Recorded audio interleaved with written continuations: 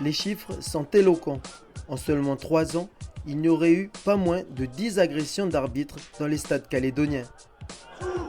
Dernière en date, sans doute la plus violente de ces 5 dernières années, juillet 2014, alors qu'il arbitrait le match Magenta-Gaïcha, Joseph Dean, arbitre fédéral calédonien, est violemment mis à terre par le joueur de Gaïcha, Yohan Bako. Stupeur sur le terrain accompagne cette énième agression. Il est venu une rage et il m'a frappé. Je me suis protégé, il m'a frappé. J'étais à terre, il m'a frappé.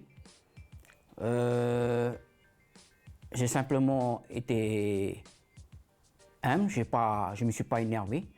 J'ai pris mes cartons et je suis rentré au vestiaire. Un acte d'incivilité. Pour le corps arbitral, le malaise est peut-être bien plus loin qu'un simple désaccord de joueurs face à une décision. Dans cette situation-là, le plus gros responsable, ce n'est pas la sécurité, c'est les capitaines de chaque équipe. Et c'est mis dans l'information que l'arbitre est protégé par les capitaines. Moi, j'ai mis combien dehors?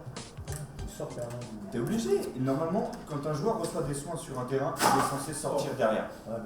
Aujourd'hui, la loi, elle est comme ça. Comme tous les ans, les arbitres calédoniens participent au stage de recyclage de début de saison. Ce matin, dans les locaux du CIS, la séance débute par un questionnaire, un QCM tiré du règlement FIFA, une vingtaine de questions, et bizarrement, aucune évoque l'insécurité de l'homme de droit. J'entends beaucoup de questions, mais j'entends pas la sécurité des arbitres.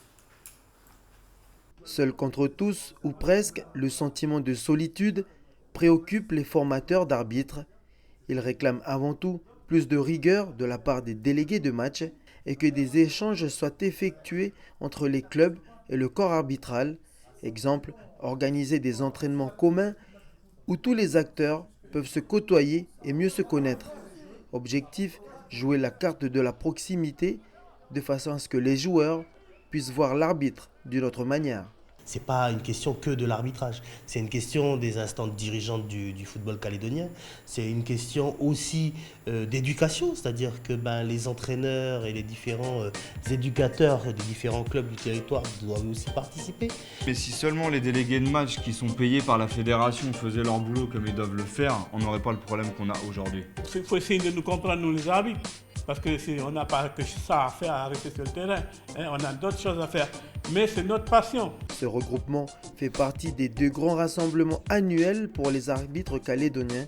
Prochain séminaire prévu en mai, il sera supervisé par un arbitre espagnol mandaté par la FIFA.